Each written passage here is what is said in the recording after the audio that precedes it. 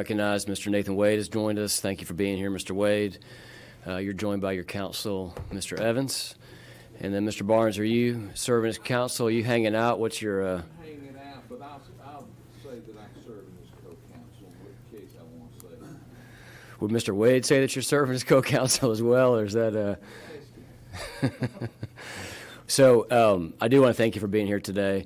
A couple of things before we get started, and then we'll swear you. I don't know if you've had a chance to view any of the other proceedings. We've been charged by a Senate resolution essentially to look into really a couple things now, but as it relates to you, the Trump election interference case.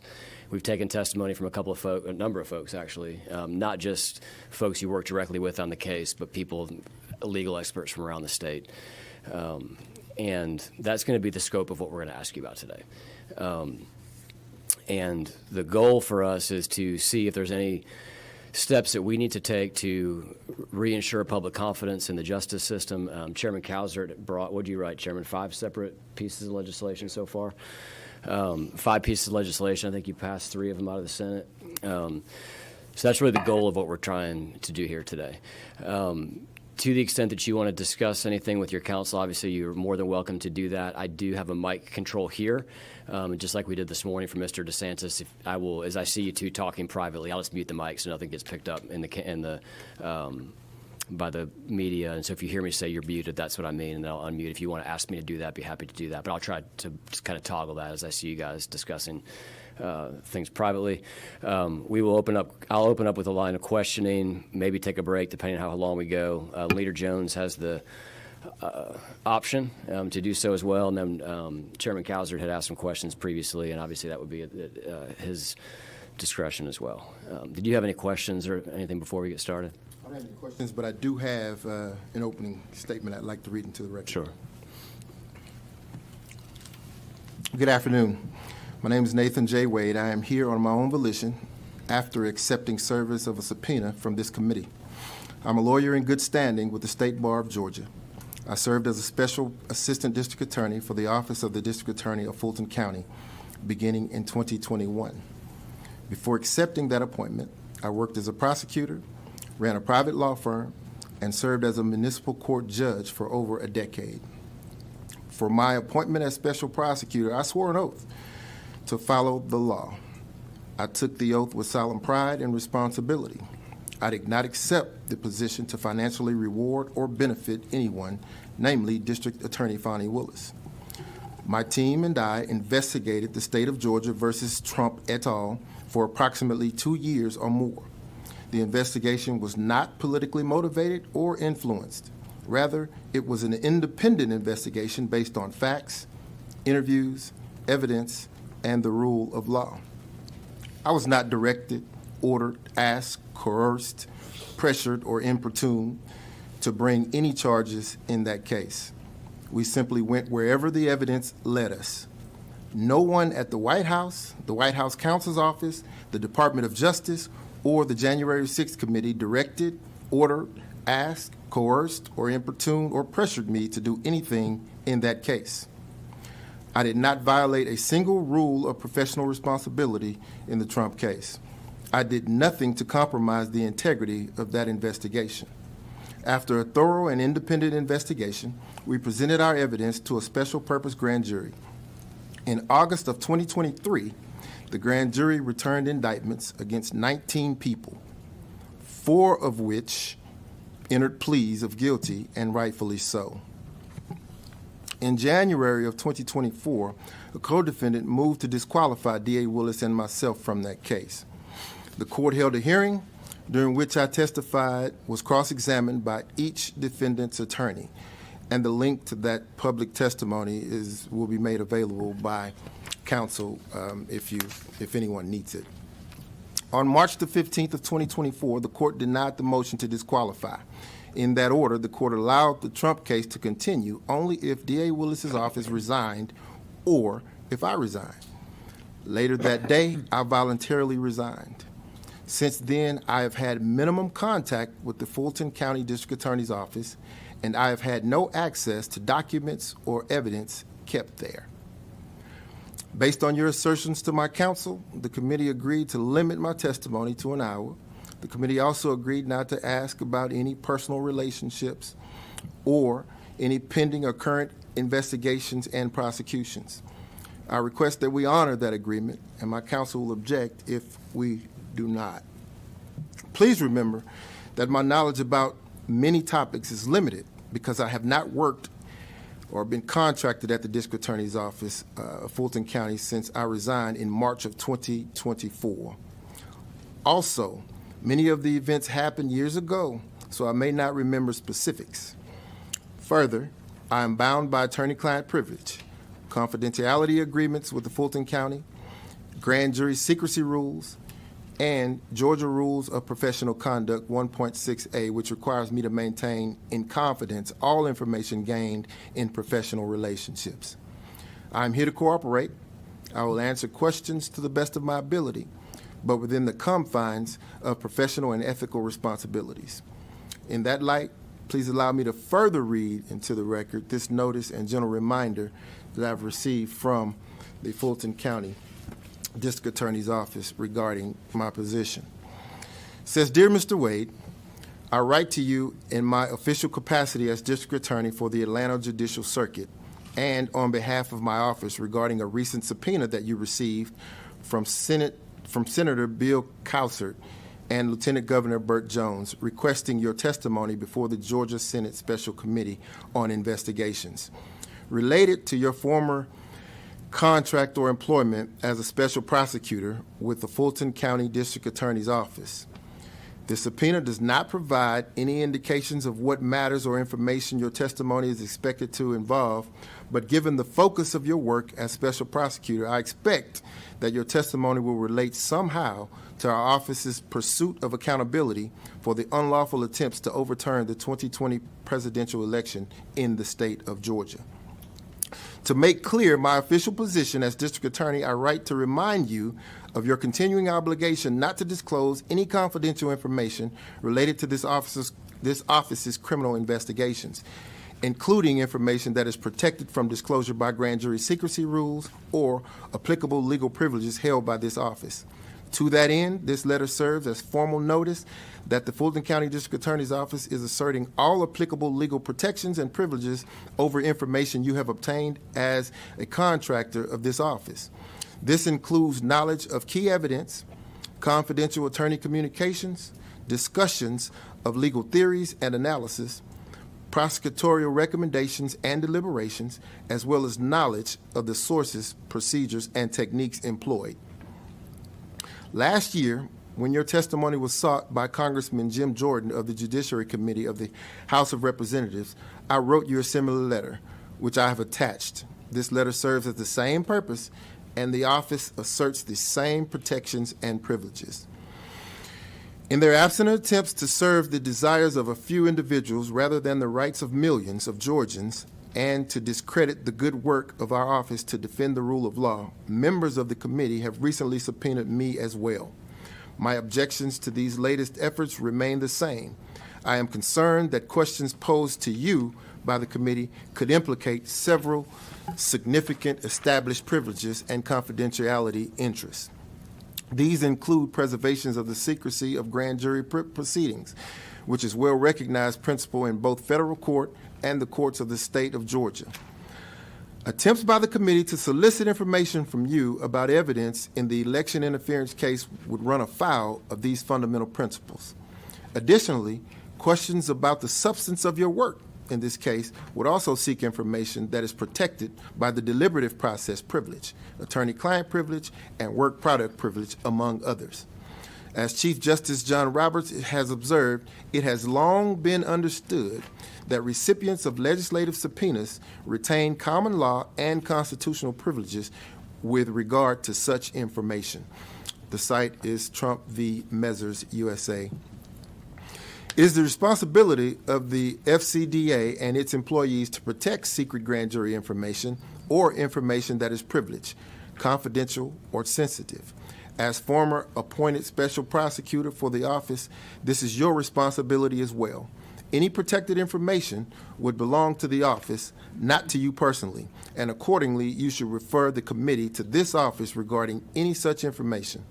As you are undoubtedly aware, The sharing of non-public privileged information violates Georgia professional ethics rules, including special rules applicable to prosecutors. Such disclosure can prejudice defendants, victims, or witnesses, or affect the overall integrity of the proceedings. I know that you intend to comply in good faith with all proper legal requests related to your work with the office.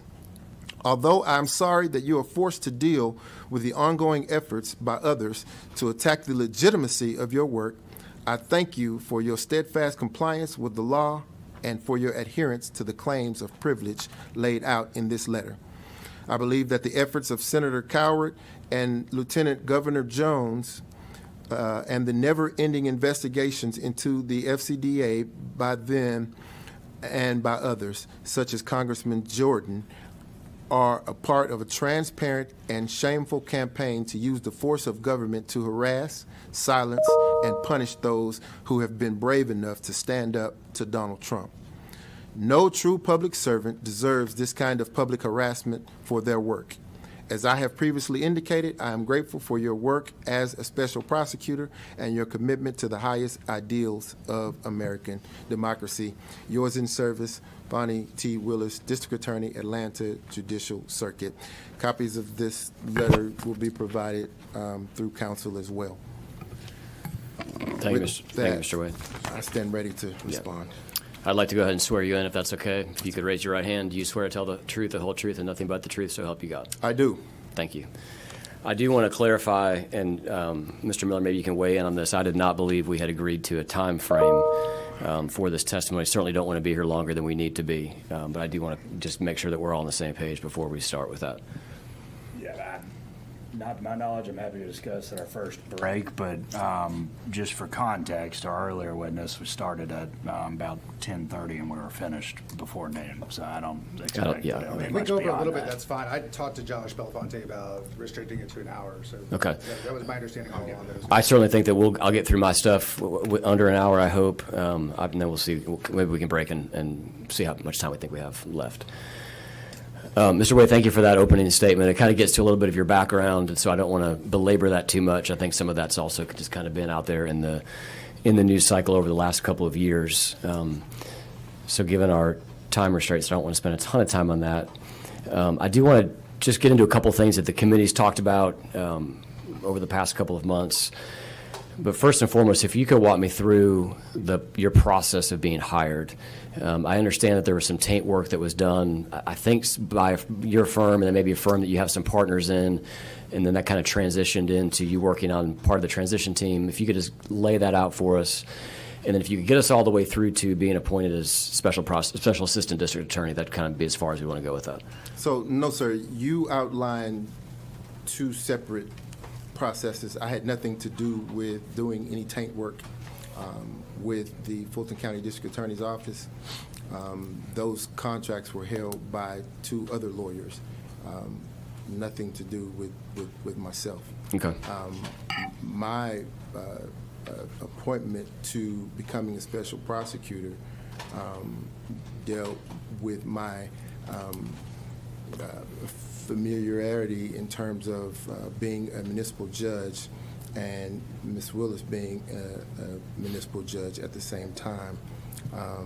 We developed a sort of a mentor-mentee relationship over that course of time. Great. Walk me through the work that you did on the transition team. I think that you were part of a transition team, as I understand from Ms. Willis's testimony, between her election and her swearing in. If that's accurate, walk me through it. If not, correct the record for me. So briefly, I was a part of a transition team.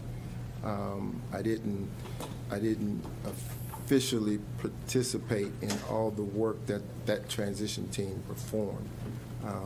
I was continuously a part of an unofficial advisory committee, if you will, with her.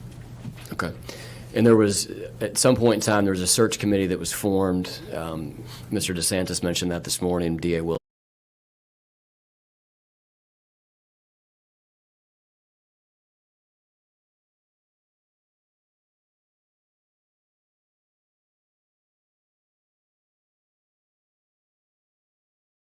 discuss that as well.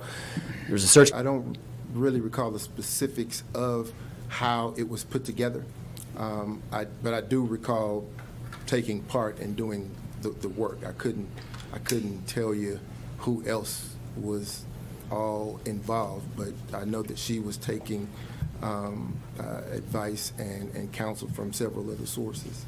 Do you remember approximately when that work began? I don't. It was after she had won the election, obviously. Okay. The meetings that you had that you were a part of, do you remember anybody else that was a part of those meetings besides the district attorney?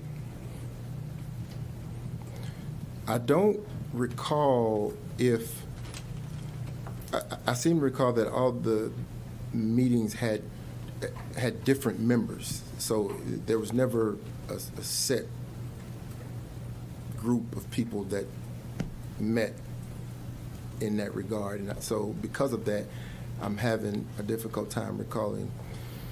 Do you remember any either formal or even casual interviews for candidates that would be a potential special assistant district attorney? I do. Could you tell me more about that, please?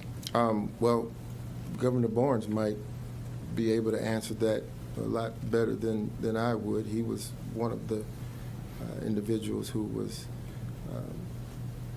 asked, I wouldn't call it an interview, asked to step into the role.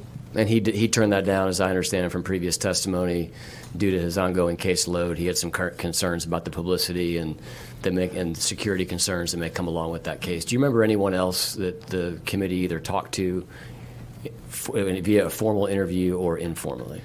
Yeah, I recall. I recall Attorney Gabe Banks being asked to step into the role as well. Officially offered a role, and he turned it down as well? Yes. Okay. Was there anyone else that you recall that you talked to either that turned down the role or was never offered the role? I don't understand the question. Was there anyone else that the committee approached about the role? There were other people, other candidates. I do recall D.A. Willis being very deliberate and careful about whom she selected for the role. There were lots of people who were sort of applying or wanting to do it because they had political agendas one way or the other, and she was astute enough to sniff those things out immediately and disqualify or do away with those particular candidates. But specific people, I don't recall. Okay. Do you remember approximately when the focus turned to you as a possible candidate? I don't remember in terms of time, but I can recall because D.A. Willis either was not satisfied with those who were applying to do it, or those whom she approached to do it had said no. She asked me to do it. Initially, I said no. I had no desire. Now, had I, in hindsight, I probably would have gone and had another conversation with Governor Barnes to get some specifics about his concerns, as opposed to going through the deliberative process alone. But I did, and ultimately, I accepted the position. I'm curious why you didn't have a desire. It's a high-profile case. You're an accomplished attorney, doing various work both as a judge and as a lawyer. This seems like something that would be a pretty good opportunity. Do you recall why you didn't have any interest in doing it at that time? Yeah, I do. I rather enjoyed serving as a municipal court judge. One reason would be I would have to step aside, take a leave of absence from that position. The other reason was my firm at that time was doing very well, and I didn't want to step away from that work. The pay obviously was not very good. I don't think anybody can debate that point. And the subject matter, candidly, just didn't get my attention. What caused you to change your mind? After having more discussions with DA Willis and having more discussions with those that I look to for advice and counsel, and I have a love for different areas of law, and this was that for me, so I did it. Okay. Do you remember and if you remember even the month, that'd be helpful, the month at which you officially started in that role? I don't. Okay. You served in that role up until 2024, is that Yes, correct? March. And it would be best described, I believe that the DA described it this way, is that you were essentially the lead of the team that was working on the election interference case. Yes, sir. Okay. I want to ask a couple questions that have come up, and this is one that you've seen it discussed, I'm sure, as it relates to the billing. There's been some discussion of this block billing, and this is just an example. This is one of the invoices that you submitted. I believe that you testified that on occasion you would submit invoices and you would receive questions back from the DA's office. There would be some adjustments to the invoices. Is that correct? So I don't know if the questions would come from the district attorney's office or they would come from the accounting department within Fulton County. But I would get the question and I would respond to it. Do you remember was the nature of those questions relative to essentially the tabulation of the invoice, which would make sense for it to come to accounting, or was it more so around your description of work that you have listed on the invoices? No, I don't recall the nature of the questions. Okay.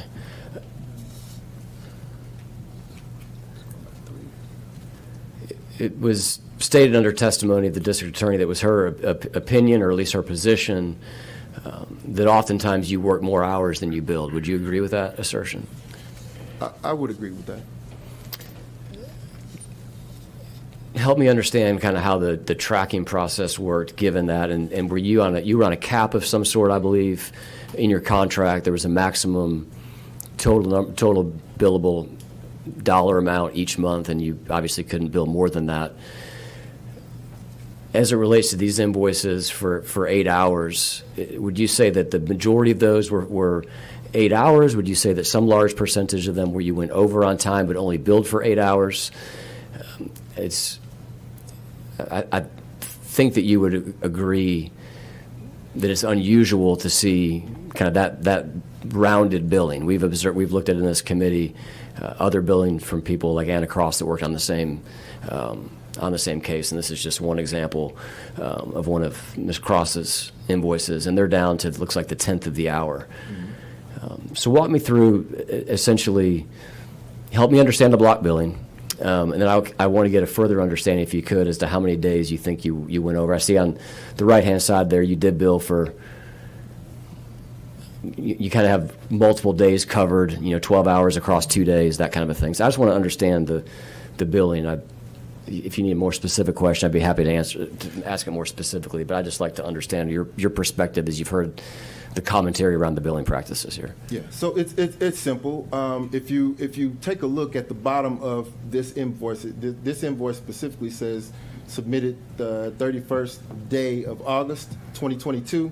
Look right above that line. It says, due to billing restrictions, this invoice has been significantly truncated, which means that I was not allowed to bill over X amount of hours. That does not mean that I could complete the task. As a matter of fact, I can tell you for a fact, I could not complete any task in the amount of time that I was allowed to bill. So the way that you see those bills, each and every one of those bills has been truncated. I'll go back to this one just because it's probably easier for us all to read. What do you mean by that when you say that each and every one of them is truncated? Do you mean essentially the total is truncated, or do you mean each entry is truncated? Each entry. The first entry there, you see 4-3. Now, that's in 2023, and I don't remember what that was even about, candidly. But I can tell you that if I billed 8 hours, it probably took me 16 to do it. Okay, so on 4/13, you're working more than 8 hours that day. 4/3, 4/4. Then the 3-day span. So sorry to interrupt. No, you're you. okay. Go ahead. If you look at the top portion of that billing invoice where it says description in the blue, right next to the word description is date completed. So the dates that you're seeing are the dates that the task was completed. That is not the date that the task begun. So if you see 8 hours and there you see 8 hours billed, it was completed on 4/3. I could have started that task 2 days prior. So that first one, there's a meeting with team, research. So obviously, a meeting with the team is a day, I would assume. You're not, are you saying that you're having multiple days of? Listen. I know you don't know the specific. I'm just saying, let's just pick that one out as an example. That's great. That's a great example. I will tell you this. That team and I probably met in one day, probably 6 times in one day. And that's a small frame. We were constantly meeting because we had a lot of evidence and a lot of work to do. So, yeah, that's a great example. Thank you for pointing that one out. Because for the most part, and I believe you testified to this, more or less you were going into an office. You weren't working from a Cobb County, Marietta office. You were working out of some office. I know we won't disclose the location, but there was an office where you were going to work where the rest of the team was working out of. Absolutely. Okay. Great. One of the things that the committee's discussed is the accounting here indicates that not all of your bills, but some of your bills were paid out of county forfeiture funds. We've taken testimony in this committee around the use of forfeiture funds. Did you have any knowledge that you were being paid out of forfeiture funds? I don't even know what forfeiture funds are, sir. Okay.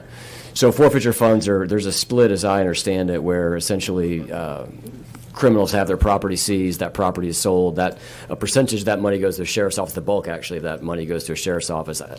Was it 10%, Mr. Chairman? Flows down to the DA's office.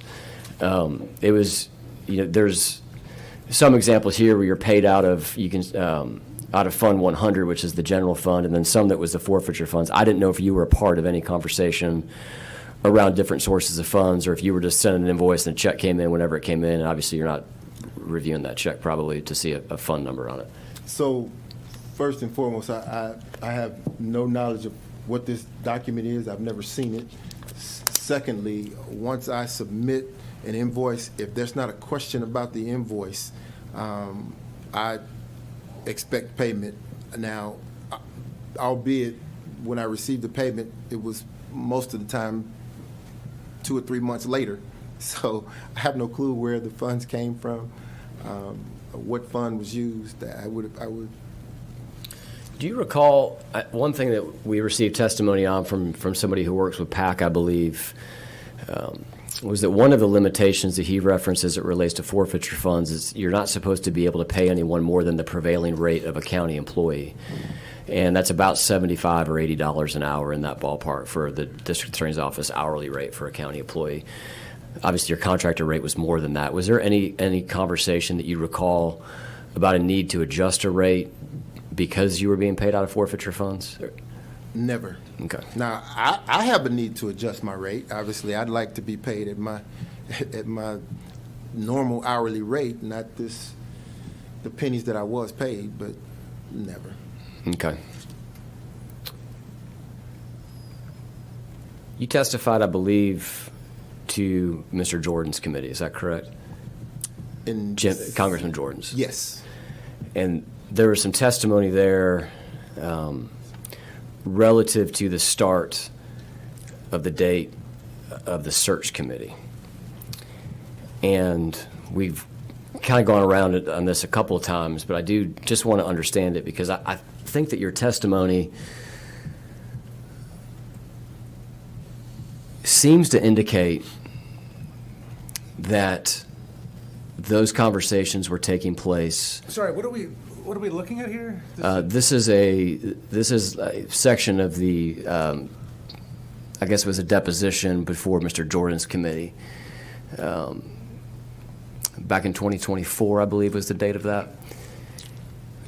And really what I wanted to get to was here. I don't know if you signed it. No. You want me to pull up the full document? I can pull the full document if that's easier. I just pulled a screenshot here. But you were asked, and so the search committee, you said that began when DA Willis took office on January 1st, 2021. Is that correct? Yes. And there was outreach to you to be part of the search committee prior to January 1, 2021. Absolutely. When did that start? Sometime after the election, but prior to her taking office. Now, you told us today that it was sometime after the election. So that's consistent. Is it your recollection that it was also prior to her taking office that the search committee? So I'm going to need some context here because, and I don't know if anyone has shared this with you, she had actually formed several search committees. There were committees to fill her office staff. Are you referring to that? No, and I'll pull up the context for you here. It's going to be a little bit harder for me to do it, but let me just try to get this over on the screen here. I'm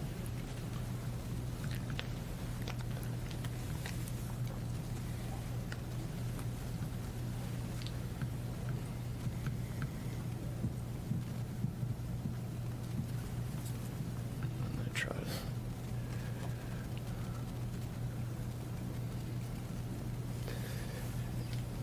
This top part actually is you talking about the interesting legal issues with the case and kind of what we just covered.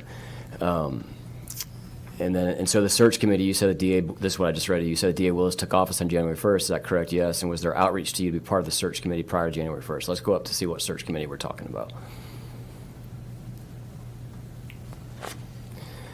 So January 1st, I was part of the search committee for the newly elected district attorney, and we were tasked with trying to identify someone who would serve as lead counsel on the election interference case. The goal or trick was to make certain that the individual selected was one who had no axe to grind, if you will, which you just said the same thing here. 3 to 5 candidates, you said the same thing here. You referenced Mr. Barnes, so we cover all of that. So we're in the context here of the search committee for someone to lead the special, the Trump election interference case. And so you talk about people turning it down. Governor Barnes turns it down. You referenced the same thing you just did. You didn't get enough credence to his warnings. And so the search committee that you said began when DA Willis took office on January 1st, is that correct? Yes. And there was outreach to you to be part of the search committee prior to January 1st, 2021. Absolutely. And when did it start? Sometime after the election, but prior to her taking office. Okay, so between the election, and you're referring to November 2020 election, is that correct? Yes, ma'am.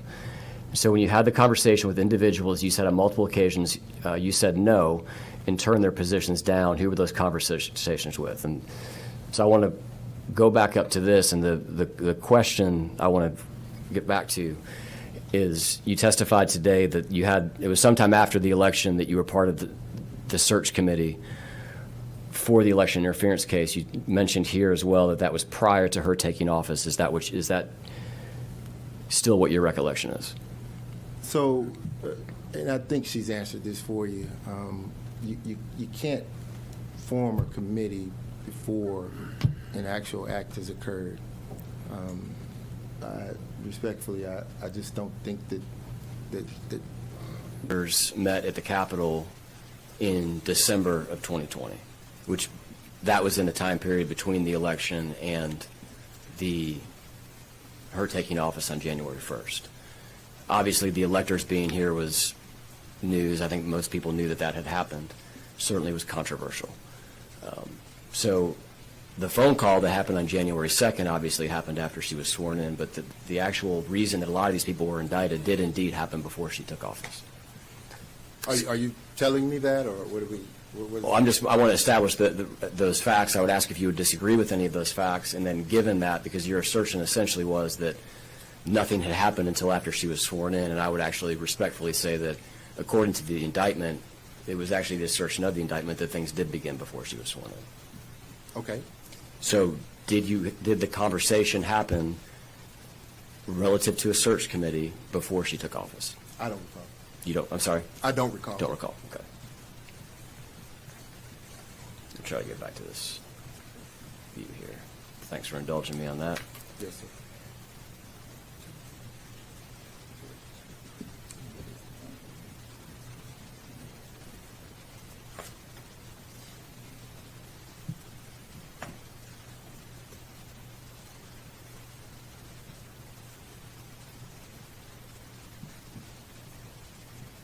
One last slide here.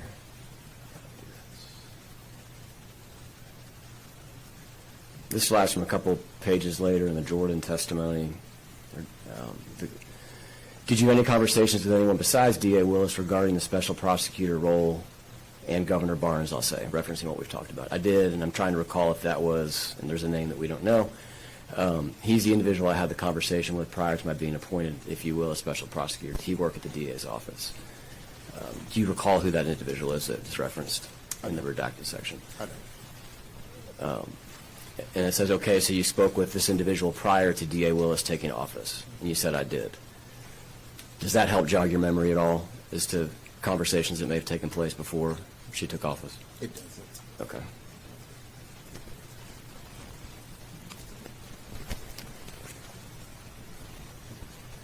This is a letter. I'll zoom in on this one as well so we can see it better. It was sent from Ms. Willis to, I believe, Congressman Benny Thompson, who's chairman of the Jan 6 committee. Have you seen this letter before?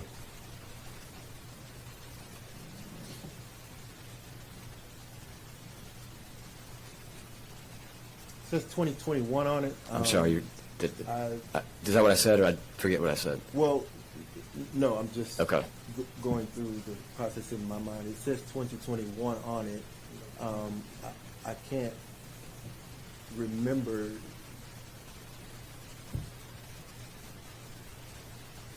I'm searching for you, but Sure. I can't pull it. I can't get to it. So this says, please accept this letter as an official request from me to access to records that may be relevant to our criminal investigation. Those records include, but are not limited to, the recordings and transcripts of witnesses, interviews and depositions, electronic and print records of communications, and records of travel.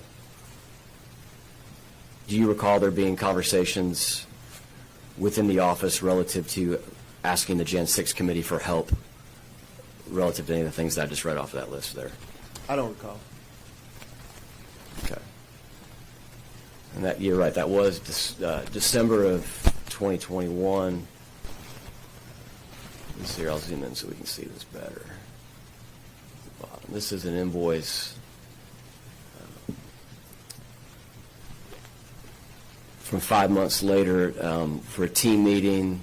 It's like a colon there, conf with Jan 6, research and legal issues to prep what I assume is a shorthand there for interview.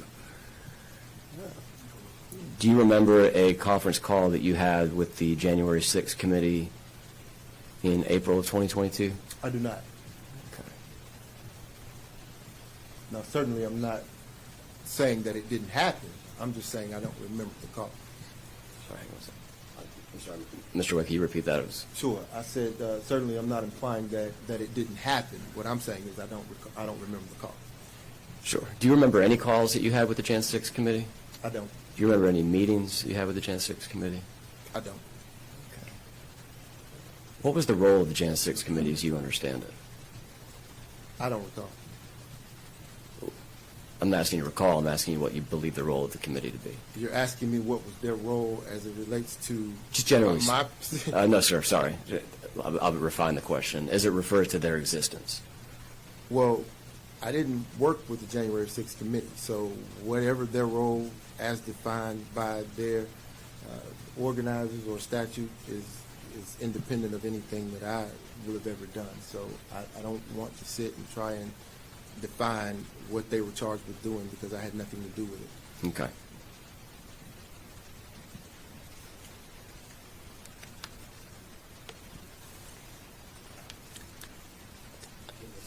Scroll up on this one here a little so you can see it higher. These cameras are blocking us.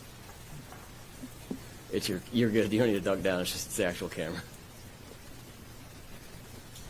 There's a entry here from about 10 days later. I believe it says travel. Look over here. Travel out of state, interview, and research. Do you recall specifically what that travel was? I have no clue.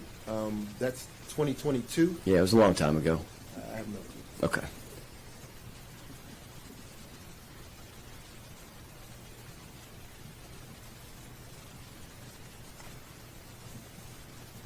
I want to show you a Politico article here. Have you seen this article here before? It says Jan 6 committee helped guide early days of Georgia Trump probe. I've not. They state there in the subheadline, in the spring of 2022, the committee staff helped Fulton County prosecutors prepare for interviews with key witnesses. Do you recall either you or your staff working with the Jan 6 committee to prepare for interviews with key witnesses? No. Okay. In the body of the article, it says that committee staff quietly met with lawyers and agents working for Fulton County District Attorney Fani Willis in mid-April of 2022, just as she prepared to convene a special grand jury investigation. In the previously unreported meeting, the Jan 6 committee aides let the district attorney's team review but not keep a limited set of evidence they had gathered. Do you recall a meeting with the committee where there was access given to evidence that you were able to view but not retain? I do recall that. Okay. Can you tell me about that meeting? Do you recall where that meeting was? That meeting was in Washington, D.C.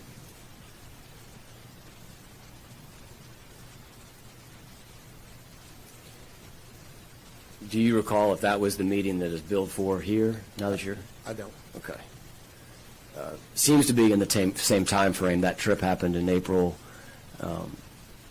So obviously it says spring of 2022 here. So that was in Washington, D.C. Who went to D.C. with you on that trip?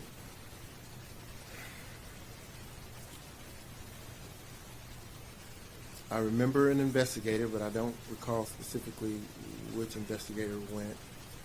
And I do recall that there were maybe 3 lawyers from the team, but I don't recall specifically who they were. And that investigator would be from your team as well, one of the 5 to 10 people y'all worked with. So 3 lawyers, maybe 1 investigator. Who did y'all meet with there? Do you remember? An attorney. Do you recall who the attorney was working for? I do not recall her name. You know it was a female. Can we mute this for 1 second? Yes, sir.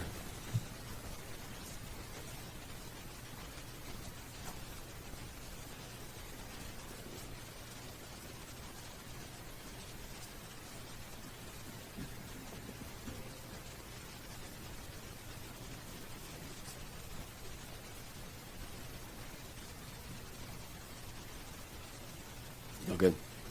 Okay. So, point of clarification. Yes, sir. Meeting with this lawyer, the young lady, she was not a member of that committee. This was an attorney. And she was an attorney working for the committee? I don't know who employed her, but that's who we met with and had the conversations. Was there anyone else besides this attorney and your staff that was at this meeting? I don't remember anyone else. Okay. So this lawyer, you said helped, essentially showed y'all evidence, not helped, but showed you guys evidence that had been gathered and did not allow you to retain that evidence. Is that correct? That's correct. Okay. Do you recall the evidence that she provided to you? I don't. Okay.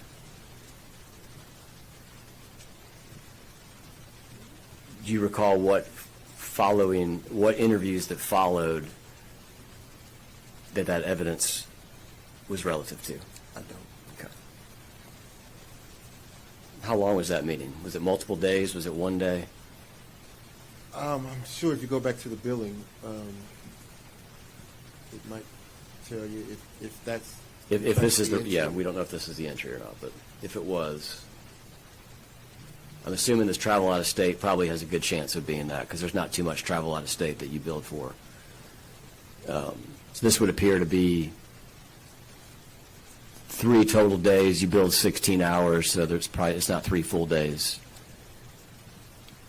Does that help jog your memory on how long that meeting may have been? Oh, it doesn't. No, sir. Okay.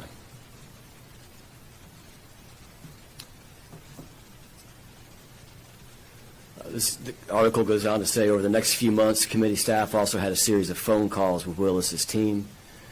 They answered the prosecutor's questions and shared insights on matters like Trump's false electors gambit and his efforts to pursue Georgia Secretary of State Brad Raffensperger. Both of those ploys ultimately featured prominently in the criminal charges that Willis brought against Trump and his allies last summer. Do you remember either you or your staff being part of a series of phone calls with the committee staff? I don't recall that. Do you recall if you had any further conversations with the female attorney that you met with in D.C.? Were there any other phone calls or meetings with that particular individual? I did not have any. Okay. Are you aware whether your staff had anyone working on that? When I say your staff, I'll use that loosely, your team that you were leading. I'm not sure. You're not sure if they did? Okay. And you do not know whether there were any phone calls with anyone else from the committee staff? Is that correct? I don't understand the question. The article here says the committee staff had a series of phone calls with your team. I just want to just make sure you do not recall whether your team had any further phone calls with any of the other committee staff? No, sir. By Jan 6 committee staff? I don't know that it happened or did or didn't happen. I don't know. It says the contacts between the committee and Willis's team also helped prepare prosecutors for interviews with key witnesses.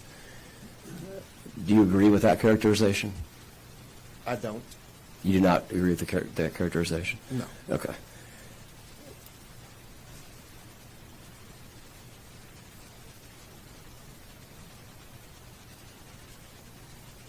All right, go on to the next slide here. It says here, Jan 6 Committee Chairman Benny Thompson had previously described, quote, staff-level contacts between his panel and Fulton County prosecutors.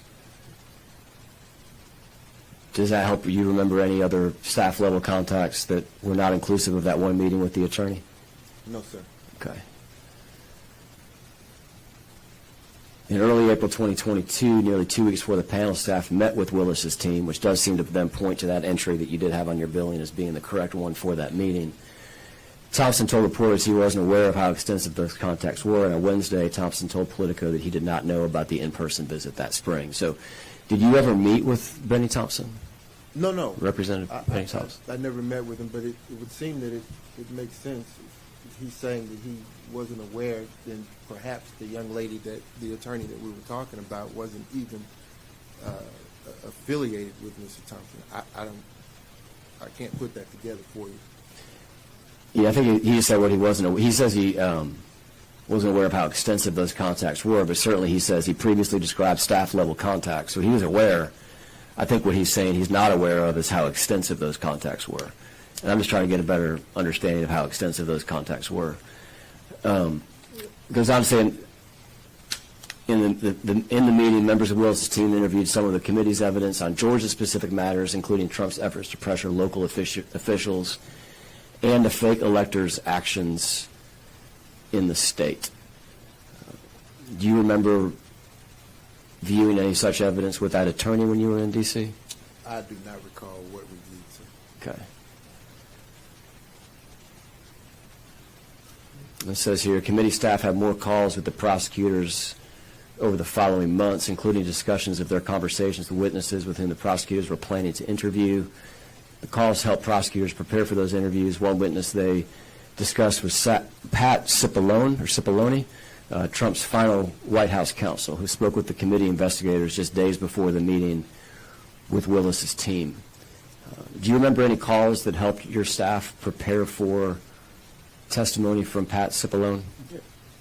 I do not. I'm not certain who the author of this article is, but I'm certain that they would have no first-hand knowledge of what the content of any phone calls were or conversations in preparation to interview any witnesses were. We prepared as a team. We prepared ourselves for interviewing those witnesses, utilizing the evidence that was collected and gathered by our investigators and ourselves, our team itself. Do you recall if your committee deposed Pat Cipollone?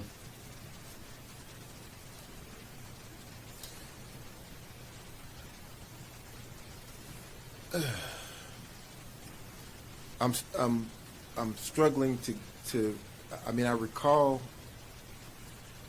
there being some discussion around it. I don't specifically recall whether we interviewed Cipollone or not. Did you sit in on most of the interviews or depositions? All of them. All of them. So if there was an interview or deposition with the president's White House counsel, that you would have sat in on that? I would have. Do you recall that, if that happened or not? I don't. Okay. We'll go to our next slide here.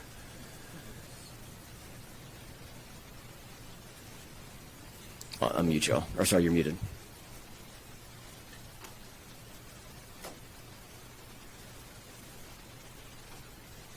Y'all good?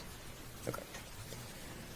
This is a letter on White House stationery. This letter, Mr. Way, was part of a open records request that was just fulfilled about 2 or 3 weeks ago.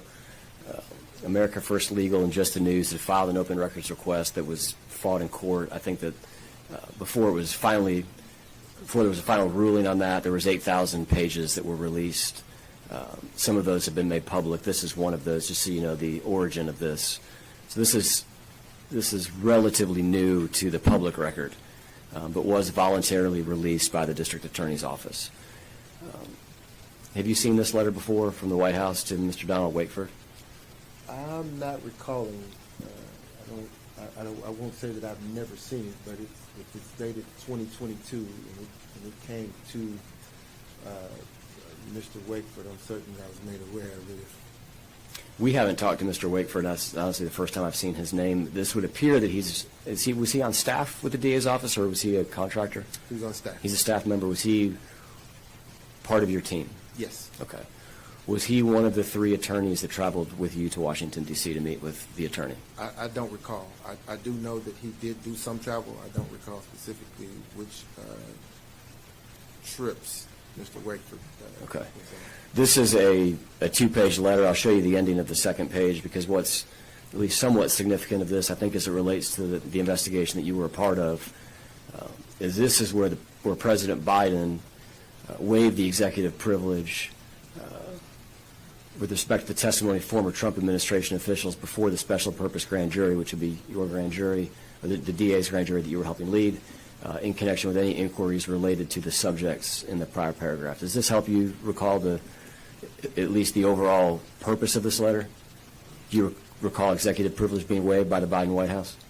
Well, based upon the letter that you put up there, I mean, obviously it's about executive privilege, so yes. Do you recall that executive privilege was waived as it related to the White House? President Trump's executive privilege was waived as it related to your investigation? Yes, sir, the letter said it. Okay. What witnesses did that give you access to that you would not have otherwise had access to? I don't recall. Would Cipollone be one of those? Yeah, I don't recall which specific witnesses there were. The U.S. Attorney that they call current. Would it be your understanding that B.J. Pack would be someone whose privilege was waived here? I do recall interviewing B.J. Pack. Okay. Who else from the Trump administration do you recall interviewing?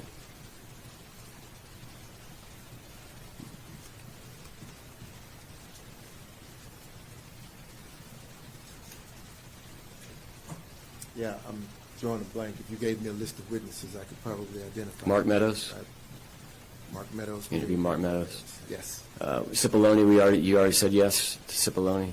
No. I We're didn't. getting pretty close into the substance of the investigation, so I just want to make sure that we're not. Yeah, I mean, one of these is in a news article. Yeah, if we're asking about newspaper reports and public documents, that's fine, but if we're asking about what went on in certain conversation. Do you recall the event of privilege being waived, something that you were waiting on to be able to proceed with interviews of people that you wanted to talk to? Pursuant to this letter? Pursuant to, you would not have had access to them because privilege would prevent you from interviewing them. This letter comes and now you have access to them. Yes. Okay. Would you describe this as a significant moment in the prosecution that gave you access to those individuals that would help you build your case? I don't think one piece of evidence is any more significant than any other. The evidence is what it is, and I wouldn't weigh any piece heavier than any other piece. So I wouldn't necessarily say that it's significant or not significant. It's just a piece of evidence. It's my understanding that the purpose of executive privilege essentially is to prevent this kind of thing from happening, where the president would have the ability to adjudicate his duties and would be able to go to his counsel, similar to the way that we're all going to our counsel with privacy, and be able to get honest conversation. It would appear to me, at least, that the waiving of that by President Biden was significant. Do you recall, as it relates to Mr. Wakeford, talking to him about asking for privilege to be waived from the White House? I don't recall. Do you know if Mr. Wakeford asked for privilege to be waived from the White House? Now, you get into processes and procedures on witnesses, so I object on that basis. It gets into the deliberative process or whatever. Thank you, Governor. We got the Well, objection. wait just a minute. I'm entitled to make the record. You don't have to tell me. I think you've made the objection. No, I am entitled to make the record and make it fully. Let's hear the testimony. And say what? So let's hear your testimony Well, I was in. Governor, your objection is on. The objection is that it gets to processes and procedures of how the investigation went on. The question is, did Mr. Wakeford ask for and encourage the waiving of the privilege? That gets into a process or procedure of how this investigation is undertaken.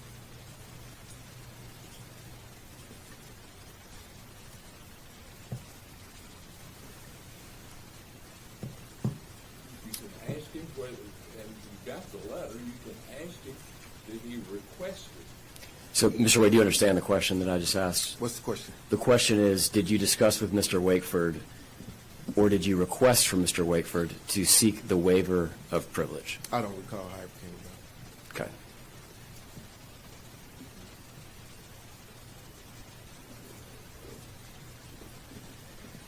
This document here was another email to Mr. Wakeford that was part of that open records request that I referenced earlier. Same place we got the White House letter that I just showed you. This is an email from Mr. Wakeford dated March 14th, 2022 to a Miss Lori Baranek, I believe, perhaps is the pronunciation. Does that name ring a bell to you? Lori Baranek? It does. Who's Miss Baranek? She's the person that this letter went to. What does she do for a living? I'm not sure. What's an AUSA? An assistant U.S. attorney. Okay. And this is Mr. Wakeford asking the assistant U.S. attorney, I wanted to reach out to you, see if it might be possible for a couple of us from FCDAO to come up the road and sit down with you for a few minutes later this week, possibly Thursday. We anticipate we might have to make a few more TUI requests, and I thought it would be beneficial to have a conversation about that process. Just let me know if there's something we might be able to work out. Either way, we'll see you on Monday at 1 Atlantic Center. The number below is my direct line. We've heard testimony before about the TUI requests that you all are working on. Can you just refresh the committee's memory of what a TUI request is? Just getting permission to talk to people. Okay. And do you recall if you traveled to this meeting with Ms. Baranek? I don't recall specifically being there, but I can say that if it was a meeting, I was there. Okay.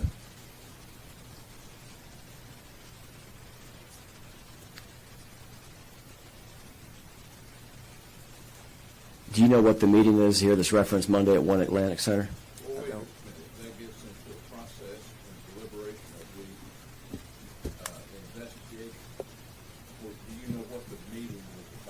No, I asked if you remember, do you remember attending a meeting? I'll clarify that. Do you remember attending a meeting in March at One Atlantic Center? Again, I don't recall specifically attending the meeting, but if the meeting occurred, I was there. Okay.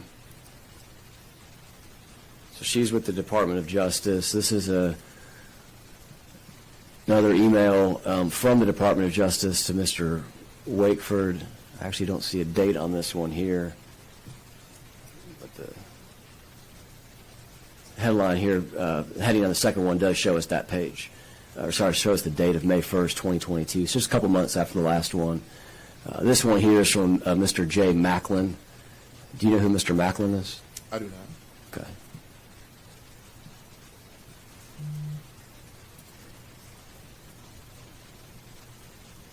It says, well, we write in response to your April 19, 2022 letter, Civil Chief Lloyd Baranek requesting the DOJ's authorization to interview 5 individuals in conjunction with the Fulton County District Attorney's Office.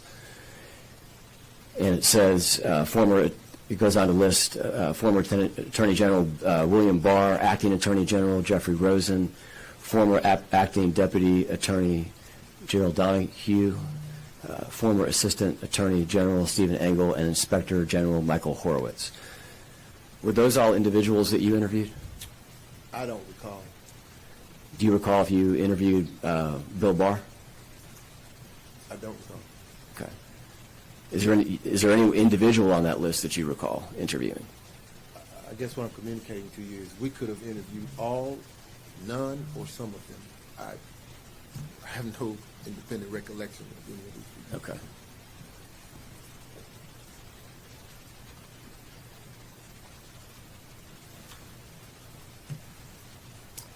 This is an email from Michael Hill to a redacted individual here, but appears to be Miss Alexis Hunter. Who's Michael Hill?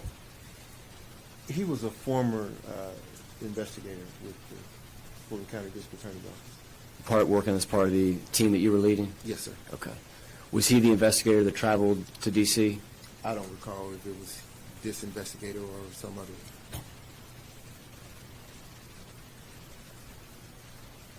So he identifies himself as Senior Investigative Officer. Our office is currently engaged in ongoing investigation. As we discussed, my team and I would like a brief audience with Congressman Thompson related to the aforementioned subject matter. Please forward this communication to Mr. Thompson.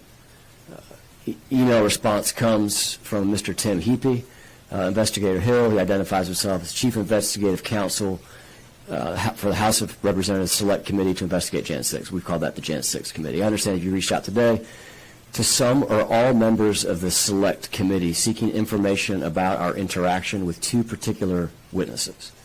Do you know who Mr. Tim Heapy is? As I recall, Mr. Heapy was one of the lawyers that was in communication with us. One of the lawyers for the Jan 6 Committee? Again, I don't know that he would have been characterized as such, but Mr. Heapy and this young lady were associates of some sort. Okay. Did you ever meet with Mr. Heapy? Yes. Okay. I just want to say something about the process.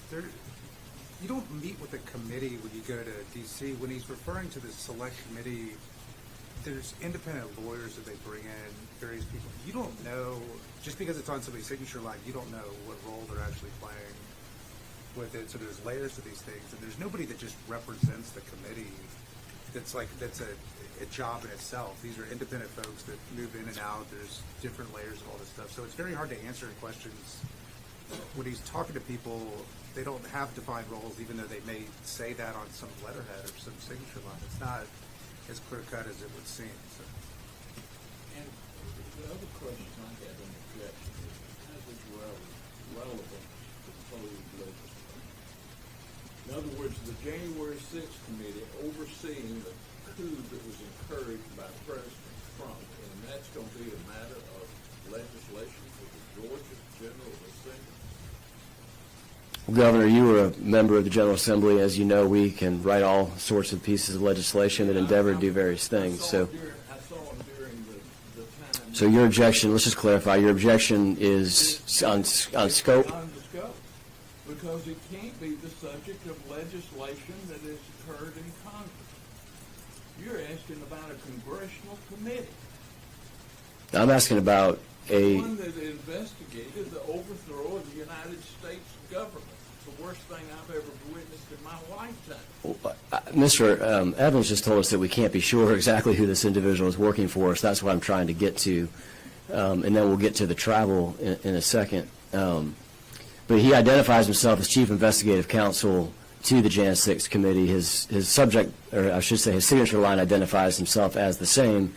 And he references that you all were seeking information about interaction with two particular witnesses. I think, Counselor, it's probably safe to assume that's in the context of the Jan 6 Committee and the Trump election interference case. But just to clarify that, Mr. Wade, do you recall who the two witnesses were that Mr. Heaphy references, that you guys, your members of your team had reached out to some or all members of the committee seeking information on? I do not. Wait just a minute. Only if they were publicly available. You can't, if it's part of witnesses that were never disclosed, then you put them at risk of harm, and not only that, it's part of the deliberative process. I mean, after Fani Willis testified, the number of threats that y'all compelled her to do, the number of threats increased to her. This says here my colleague Dan George has been in touch with D.A. Willis about this matter, and we'd like to ensure continued communication as your grand jury investigation moves forward. Do you know who Mr. George is? Mr. George was in touch with D.A. Willis. I have no clue. I think she might be better served to answer that. You don't recall talking to a Mr. George, nor do you know who Mr. George is? That's correct. Okay. And it says we'd like to ensure continued communication as the grand jury investigation moves forward. This was in April of 22. I think you traveled up there afterwards, which maybe is the communication that they're referencing, but just want to get this, we'll get all the way to this in a second.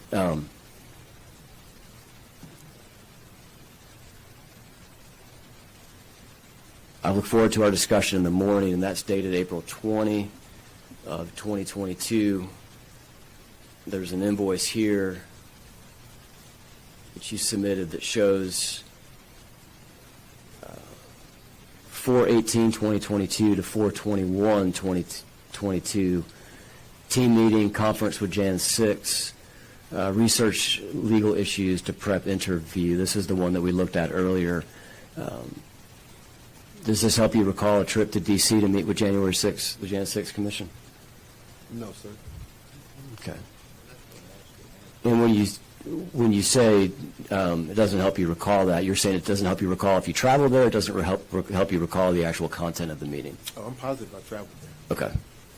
I just don't know when. Okay. And these things are run together a little bit for me, but is this the meeting where the female individual, the attorney that you met with, was present? I don't. Yeah, just objection, we're getting into the process again. On the presence of somebody that we already discussed that he met with? Yeah, well, he met with them, but I don't want to talk about people that he met with and name individual people.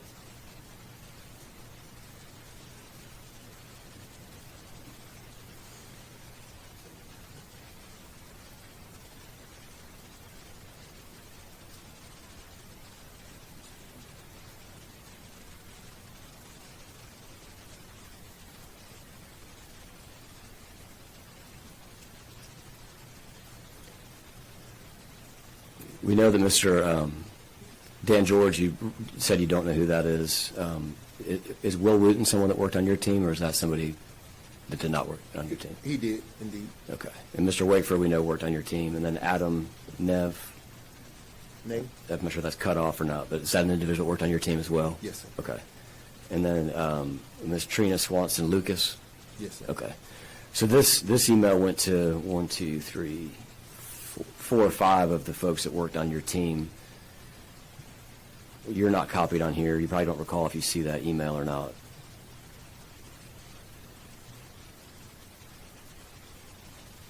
Actually, I apologize. I do see you on the bottom. I'm assuming that's you there. So your email address is redacted out, but it's got all one word with your name on it right there. So you actually were on this email. My apologies. We'll go to the next one here. This is after the trip. This is from Mr. Heapy again. Investigator Hill, it was good talking with you yesterday. I've discussed your request for information with the committee, and I think we can accommodate to some degree. As we discussed yesterday, we're willing to provide an oral summary of what certain witnesses have told the committee in interviews and depositions. We are also prepared to give you access to some committee documents in camera in our office. And this was, it would appear to me that this is exactly what the Politico was reporting on, that you referenced that you had been to a meeting in D.C. where the female staffer was, the dates, the general time frame aligns, and obviously there's a discussion of evidence was given in camera. So I'll move on. I think we've covered that. This is an email from Mr. Hill back to Mr. Heapy again. It says, we would like to, thank you for your prompt follow-up. We would like to confirm the meeting date, January 28th. We are currently confirming travel arrangements. And I think that's a different trip here that says travel out of state, interview and research. I think I asked you if you recall this conference. I'm not sure if that's a conference call or an in-person conference. Do you recall anything about this line item here, this travel out of state, that they were referencing in that email? I don't. Okay.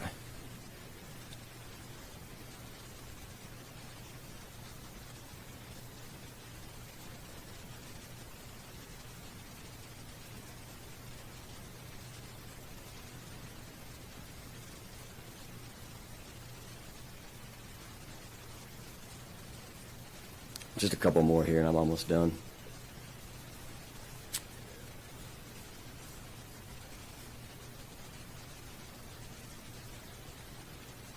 It says, this is an invoice from May 23rd, 2022. It says, travel to Athens, conf with White House counsel.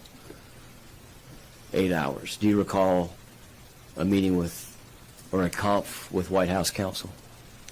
I don't recall. But, I'm looking at the invoices as you put them on the screen, and I'm looking at the numbers there, and those numbers are being used as if they are inflated somehow, or some large number that the county was being billed. And when I compare my invoices to those of the individuals who are requesting money from Fulton County, it pains me, because I'm looking at, for example, Mr. Cheeley's asking for $1 million, over $1 million. Mr. Eastman is asking for $800,000. Mr. Floyd, $900,000, $200,000, $1 million, another $1 million, $6 million, another $1 million, $900,000, $2 million. And these people, I investigated this case for almost 3 years, and the collective invoices for a period of almost 3 years doesn't add up to their 3 months.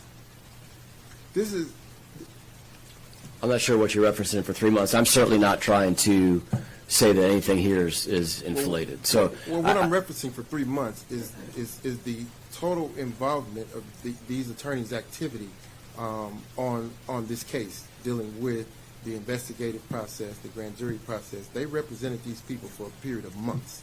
I represented the citizens of the state of Georgia for almost 3 years, and the numbers pale in comparison to what they're asking for. Yeah, I know that, and I wasn't going to ask you what your normal hourly rate is, but you would seem to indicate earlier in your testimony that certainly is higher than this. That's right. And that's fair. I'm not trying to get into what you charge here. I'm just trying to kind of fully understand who was involved, who the conversations were with. So I apologize if the red line around the 2,000 gives you the impression I'm trying to highlight that. I'm trying to highlight what's to the left of that. So you indicate you don't recall traveling to Athens.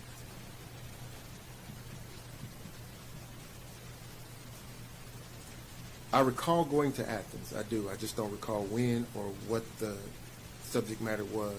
Do you recall who you met with there? I don't. Do you recall in the course of the investigation anyone that you came into contact with that would be described as White House counsel? No, sir. It could have possibly been the reference from the letters that you just read. The young lady that we mentioned earlier, and or the latter, which was Mr. Heath. So it could have been. Okay. And we're speculating. I don't recall from two. I'll get the hourly rate, or I'll get the hours off the screen here for you, Mr. Wade, because this is really not my focus. Last one I wanted to ask you about, this is in September of 22, spans a couple of days, and this says witness interviews, conf call DC team meeting. Do you recall who you would have talked to No, sir. in DC during September of 22? No, sir. Who'd you talk to in September 22nd? Well, if you put an invoice in front of me, Governor, I might be able to recall. And certainly, I've been to the White House one time in my life, and I can tell you who I met with.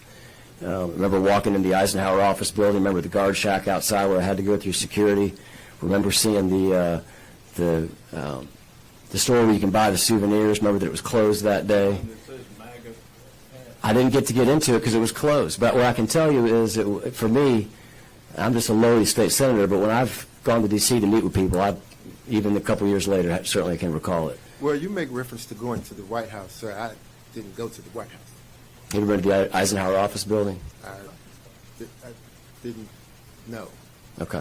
I mean, I've listened to your speech. I wish you would waive the speech and debate clause immunity, but I've listened to your speech. It's ridiculous that there was some kind of coordination. Do you believe that We're not going to get into what I believe. We'll move on here. I want to make sure we stick to the time that you all want to stay with. we're replaying something from the... Now, I'm just asking a question due to the billing. Mr. Wade, is there any reason to believe that any of this billing would be inaccurate? You said I'm going to object to the relevance, because you said the billing was reasonable. That's the basis of this resolution, not to retry. Oh, I don't believe I said anything. I don't believe I characterized the billing at all. I think I just said that wasn't the focus of my question. Well, And that Mr. Wade had testified earlier that his normal hourly rate is higher. And so I wanted to clarify with him that I was not trying to characterize anything relative to his hourly rate in either direction, but was more so trying to get to who may have been at these meetings. So but it's my last the question on the... exhibits here that is the basis of this, not the fact that President Trump committed a crime in this jurisdiction and was presented to a grand jury. So I object to the relevance of going forward. Governor, your objection's noted for the All right, record. thank you. Go ahead.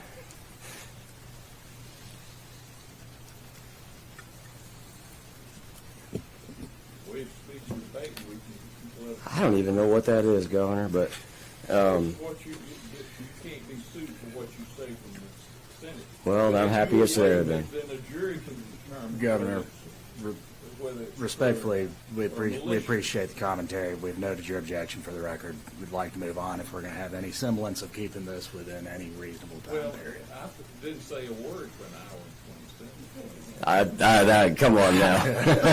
That's not true.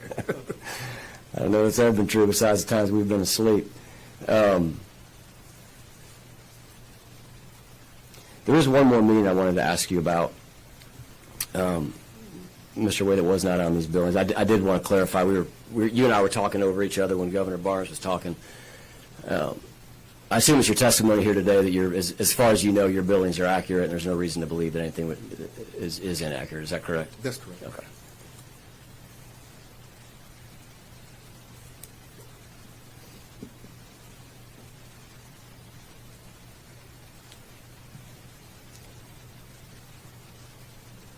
Do you know the name Matthew Colangelo, individual who worked at DOJ? I don't. Okay. He worked at DOJ and on the 18th of November left and ultimately would end up working with Alvin Bragg. Does that help No, sir. you recall who he is? You obviously know who Jack Smith is. I think at this point it's a household name. Yes, sir. He was appointed special prosecutor the same day Mr. Colangelo appears to have tendered his resignation. And that was November 18th of 2022. Have you ever met with or talked to Mr. Smith? No, sir. Okay. Did you ever meet with or talk to any members of Mr. Smith's team? No, sir. Okay. There's a,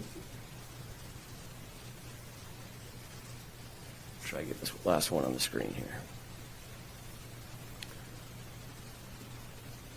So November 18th of 2022 that I just mentioned is the date that Mr. Smith was appointed. And you show here an interview with D.C. White House on the 18th of November, that same day. Do you recall having a phone call with D.C. or the White House on November 18th? I do not. Do you know from this billing whether an interview would have been in person or via Zoom or over the telephone? Did you have any billing practices where you, if you did travel, you'd state it specifically as travel? I don't recall whether it was in person. Okay. There's another one on there that is not on the 18th, just a couple days forward. It just says Jan 6 meeting and attorney conf. Do you recall what that is? I don't. I mean, you know, there seems to be a lot of attention being placed, or a lot of focus being placed on external assistance. I know that it might be hard to believe, but D.A. Willis and this little team did the work. She led us, I led the team, and we did the work. We didn't get assistance, motivation, or however you want to characterize it. They did. No one held her hand and guided her through the process. This is her work. She did ask for assistance, though, and that was one of the very first slides I showed you, where she reached out to Mr. Thompson and specifically asked for that assistance. So that's just what we're trying to understand. But that really gets to the end of my questions that I had. I did want to turn it over to Leader Jones. Then I'm going to need a bio break when you're done, and we'll come back and wrap up. Now, let me get your mic on there. You have none. Thank you, Mr. Wade. I just had a few questions. And this would come from the public record out of the indictment. So this is all public right now, as for any kind of personal conversations. If I'm reading it correctly, and I just want to go over a few things, kind of encapsulate it. If I'm reading it correctly, would it be accurate to say that what you guys were looking at, was just looking at the indictment, I'm just looking at that and trying to extrapolate here, was a pattern of conduct by the conspirators that basically would be like this: call elected officials, claim fraud that they weren't even claiming, ask them to then call a hearing. At the hearing, then make various wild speculative things that they knew were not true, and then at that point in time, ask those same elected officials to have fake electors basically be appointed at some point in time. And so in each state, would it be accurate to say that's kind of like the process that would take place? Based upon the charging document, I would say yes, that's fair. And with that, when they would go to these hearings, these different conspirators go to these hearings, many times would also be accurate to say that they said things that knew were not actually true. So, for instance, when it came to Georgia, for instance, one of the things that was mentioned was Atrium County in Michigan, where they said, one of the conspirators basically said that the voting tabulator had tabulated wrong and gave Biden votes that's with Trump. But wasn't it not accurate that the clerk in that particular county had already said it wasn't a tabulation issue, it was my issue, I had done something wrong? And that what you see in state after state is where these people go to these hearings and say things that pretty much know are not true, but present them as facts. Would you also say, just based on the indictment, that is a kind of a path that you can see? I would say that happened in Georgia. Thank you. Also, when you start talking about how many persons actually pled guilty in Georgia? 4 of them? And one name that also, I don't think pled guilty in Georgia, but one name that also comes up is a person by the name of John Eastman. And by your own personal recollection, I guess just for your own knowledge, do you know whether Mr. John Eastman, who is the president's attorney, has now been permanently disbarred because of certain things that he gave to the president as far as not certifying elections, certifying the 2020 election? The extent of Mr. Eastman's involvement, I couldn't pontificate about. I'm not sure, but I do know that he's been disbarred. And would you also agree, just looking at the indictment here, that the way this is kind of structured, the scheme was structured, just based on the indictment, that you needed to have the states, these 6 states basically, Georgia being one of them, you needed that basically bring their elections into doubt to where that then would fit any type of recommendation not to certify the elections on the federal level. So in other words, each part of the scheme was, let's bring the state elections in doubt, and therefore we can connect it and say, hey, Vice President Pence, do not certify. Was that part of this? I'm going to have to not answer that question because I think it would comment on touch on areas that I'm not allowed to address. Okay. You mind sliding that microphone just a little bit closer to you, or just raise your voice a little bit? Sure. Thank you. One of my final ones actually, just judging by the indictment, which is in here, these 2 organizations are actually listed. Anybody who went to these hearings and talked about sort of these wild kind of schemes or these things trying to bring the election to in doubt, they also would have been flying in the face. I think the indictment talked about the fact that 2 federal agencies on November 12th had already said that the election was actually clean and it was fair and it was a good election, and that these people who many work for the federal government would have been aware of those agencies saying that. Is that basically correct? Yes, sir. Okay. I don't have anything further. Thank you, Mr. Leader. Chairman Cowser, did you want to? You're on 6. Couple if you'll allow me to. You're recognized. Wait, thank you for being with us here today. Prior to this case, had you ever served as a special prosecutor before?